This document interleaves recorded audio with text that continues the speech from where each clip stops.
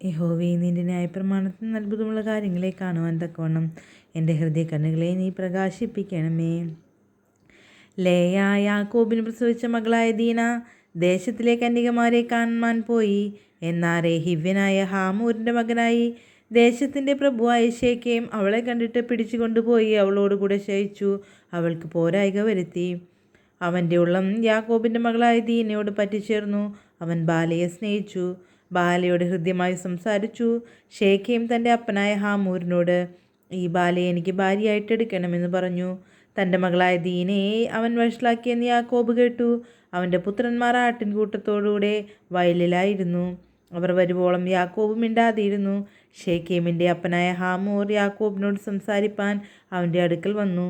യാക്കോബിൻ്റെ പുത്രന്മാർ വസ്തുത കേട്ട് വയലിൽ നിന്ന് വന്നു. അവൻ യാക്കോബിൻ്റെ മകളോടുകൂടെ ശയിച്ചു. അങ്ങനെ അരുതാത്ത കാര്യം ചെയ്തു. ഇസ്രയേലിൽ വഷളത്വം പ്രവർത്തിച്ചതുകൊണ്ട് ആ പുരുഷന്മാർക്ക് വ്യസനം തോന്നി, മഹാകോപവും ജ്വലിച്ചു. ഹാമോർ അവരോട് സംസാരിച്ചു, എൻ്റെ മകൻ ശേഖേമിൻ്റെ ഉള്ളം നിങ്ങളുടെ മകളോട് പറ്റിയിരിക്കുന്നു. അവളെ അവന് ഭാര്യയായി കൊടുക്കണം. നിങ്ങൾ ഞങ്ങളോട് വിവാഹ സംബന്ധം കൂടി നിങ്ങളുടെ സ്ത്രീകളെ ഞങ്ങൾക്ക് തരികയും ഞങ്ങളുടെ സ്ത്രീകളെ നിങ്ങൾക്ക് എടുക്കുകയും ചെയ്യുവീൻ. നിങ്ങൾക്ക് ഞങ്ങളോട് കൂടെ പാർക്കാം. ദേശത്ത് ഞങ്ങൾ സ്വാതന്ത്ര്യമുണ്ടാകും. അതിൽ പാർത്ത് വ്യാപാരം ചെയ്ത് വസ്തുത സമ്പാദിപ്പീനെന്ന് പറഞ്ഞു. ശേഖേമും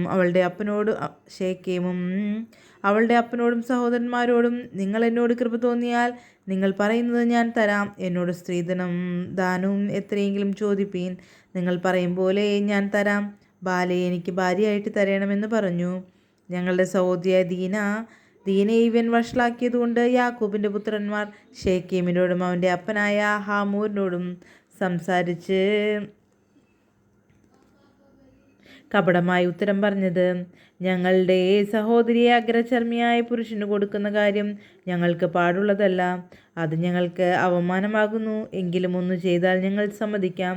നിങ്ങളിലുള്ള ആണെല്ലാം പരിച്ഛേദനയേറ്റ് നിങ്ങൾ ഞങ്ങളെപ്പോലെ ആയിത്തീരുമെങ്കിൽ ഞങ്ങളുടെ സ്ത്രീകളെ നിങ്ങൾക്ക് തരികയും നിങ്ങളുടെ സ്ത്രീകളെ ഞങ്ങൾ എടുക്കുകയും നിങ്ങളോടുകൂടെ പാർത്തൊരു ജനമായി തീരുകയും ചെയ്യാം.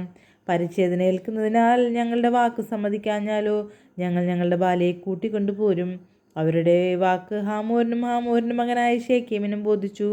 ആ യൗവനക്കാരന് യാക്കോബിൻ്റെ മകളോട് അനുരാഗം വർദ്ധിച്ചതുകൊണ്ട് അവൻ ആ കാര്യം നടത്തുവാൻ താമസം ചെയ്തില്ല. അവൻ തൻ്റെ പിതൃഭവനത്തിൽ എല്ലാവരിലും ശ്രേഷ്ഠനായിരുന്നു.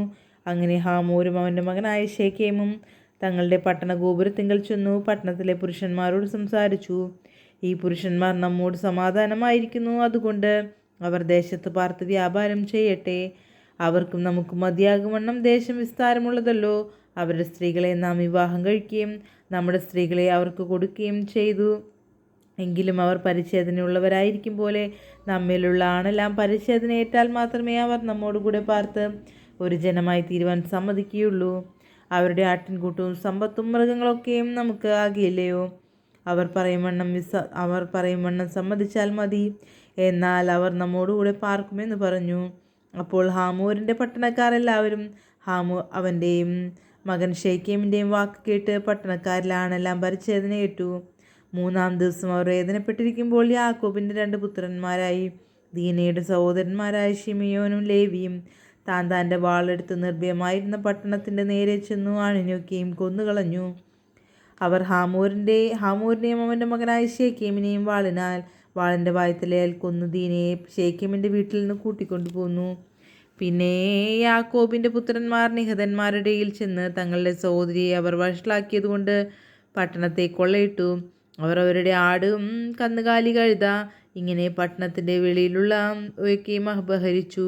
അവരുടെ സമ്പത്തൊക്കെയും എല്ലാ പൈതങ്ങളെയും സ്ത്രീകളെയും അവർ കൊണ്ടുപോയി. വീടുകളിലുള്ളതൊക്കെയും കൊള്ളയിട്ടു.